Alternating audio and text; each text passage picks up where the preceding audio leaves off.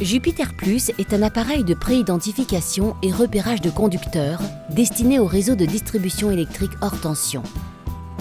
Jupiter Plus s'utilise sur tout type de câble BT ou HTA. Il permet de préidentifier un câble, d'en repérer les conducteurs en circuit ouvert ou en court-circuit, d'en vérifier la continuité en circuit ouvert ou en court-circuit. Jupiter Plus est composé d'une valise principale intégrant la partie émetteur et d'une valisette récepteur. La partie émetteur comprend 3 pinces d'injection, une sacoche avec cordon de mise en court-circuit, ainsi qu'un chargeur externe permettant de recharger l'émetteur valise fermée. L'ensemble récepteur comprend le boîtier récepteur, une sacoche avec cordon de mise en court-circuit, un capteur de préidentification, une pointe de touche pour le test de continuité et repérage des conducteurs en circuit ouvert, et une boucle de Rogowski pour le test de continuité et repérage des conducteurs en court-circuit. Jupiter Plus bénéficie d'une ergonomie simplifiée. Continuité et repérage de conducteurs en circuit ouvert sont réalisés en une seule manipulation. Un capteur unique permet de réaliser la préidentification de tout type de câble, papier ou synthétique. Jupiter Plus dispose de performances accrues sur la préidentification des câbles papier. Le rangement des accessoires et l'encombrement de l'appareil ont été optimisés. Enfin, Jupiter Plus bénéficie de fonctions d'autodiagnostic pour la vérification de la mise en œuvre. Le voyant défaut de mise en œuvre traduit un excès de courant injecté, ce qui correspond la plupart du temps à un problème de pince mal fermée. Le voyant défaut émetteur traduit quant à lui un courant injecté insuffisant en cas de panne de l'appareil. Dans le cas présenté, Jupiter Plus est utilisé pour repérer un câble moyenne tension et en identifier les conducteurs dans le cadre du remplacement d'un tronçon papier vieillissant par un tronçon neuf synthétique. Dans le poste HTA-BT de départ, commencez par mettre en court-circuit les 3 phases sur le départ à repérer.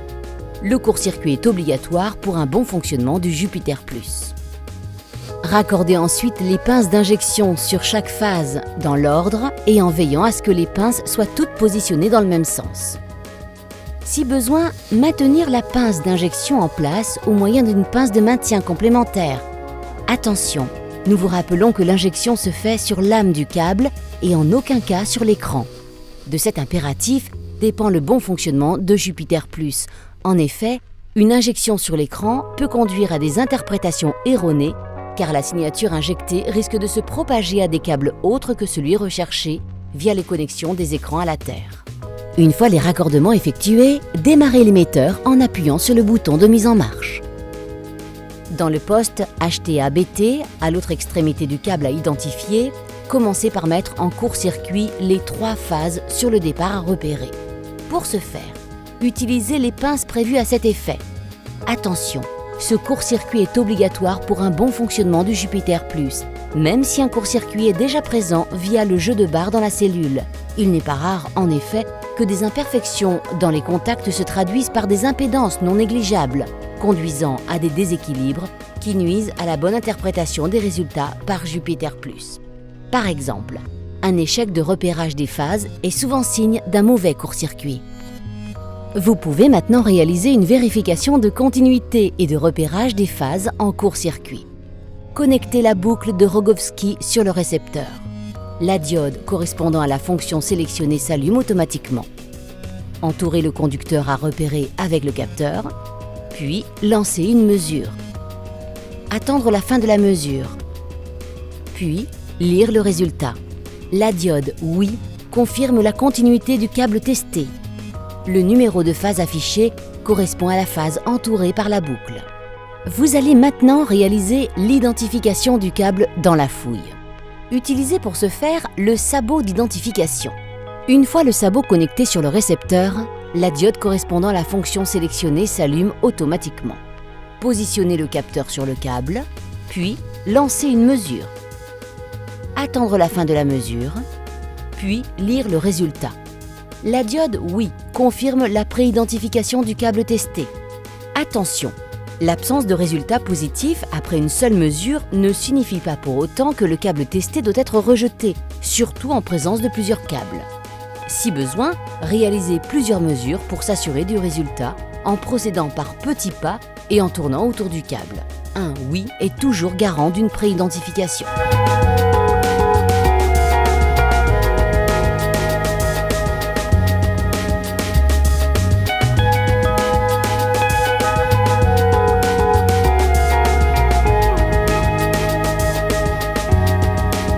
La vérification de continuité et repérage des conducteurs en circuit ouvert se réalise au moyen de la pointe de touche rouge. Une fois la pointe connectée sur le récepteur, la diode correspondant à la fonction sélectionnée s'allume automatiquement. Piquez 2 conducteurs avec la pointe, puis lancez une mesure. Attendre la fin de la mesure, puis lire le résultat. La diode oui confirme la continuité du câble testé. Le numéro de phase affiché correspond à la phase qui n'est pas pointée par le capteur. C'est une méthode déductive. On pique 2 phases, la phase repérée par le récepteur et la troisième, c'est-à-dire celle qui n'est pas pointée. Dans le cas présenté, Jupiter Plus est utilisé pour repérer un câble basse tension et en identifier les conducteurs dans le cadre du raccordement d'une construction neuve sur un nouveau départ d'un poste HTA-BT. Dans le poste HTA-BT, commencez par mettre en court-circuit les 3 phases sur le départ à repérer. Notez qu'il n'est pas nécessaire de relier le neutre au court-circuit, même si cela a été réalisé dans le cas présenté. En effet, il ne circule aucun courant dans le neutre qui est relié à la Terre au niveau du poste. Raccordez ensuite les pinces d'injection sur chaque phase, dans l'ordre et en veillant à ce que les pinces soient toutes positionnées dans le même sens. Démarrez l'émetteur en appuyant sur le bouton de mise en marche. À l'autre extrémité du câble, vous pouvez maintenant procéder à une vérification de continuité et repérage des conducteurs en circuit ouvert. L'opération se réalise sans l'usage des courts-circuits, phase en l'air. Connectez la pointe de touche rouge sur le récepteur. La diode correspondant à la fonction sélectionnée s'allume automatiquement. Piquez 2 conducteurs avec la pointe, puis lancez une mesure. Attendre la fin de la mesure, puis lire le résultat. La diode oui confirme la continuité du câble testé. Le numéro de phase affiché correspond à la phase qui n'est pas pointée par le capteur. À ce niveau, il est également possible de réaliser une vérification de continuité et de repérage des phases en court-circuit. Pour ce faire, mettre les 3 phases en court-circuit au moyen des pinces fournies ou d'autres modèles de pinces telles celles présentées dans notre exemple. Notez que, comme précédemment, il n'est pas nécessaire de relier le neutre au court-circuit, même si cela a été réalisé dans le cas présenté. Connectez la boucle de Rogowski sur le récepteur. La diode correspondant à la fonction sélectionnée s'allume automatiquement. Entourez le conducteur à repérer avec le capteur, puis lancez une mesure. Attendre la fin de la mesure. Puis, lire le résultat. La diode oui confirme la continuité du câble testé. Le numéro de phase affiché correspond à la phase entourée par la boucle. Pour les cas où le neutre ne peut pas être différencié visuellement, il existe une option dite « repérage en court-circuit » pour 4 conducteurs, qui se compose de 2 jeux de 4 pinces de court-circuit et d'un capteur additionnel à 2 boucles de Rogowski. Veuillez vous référer à la documentation utilisateur pour plus de précision.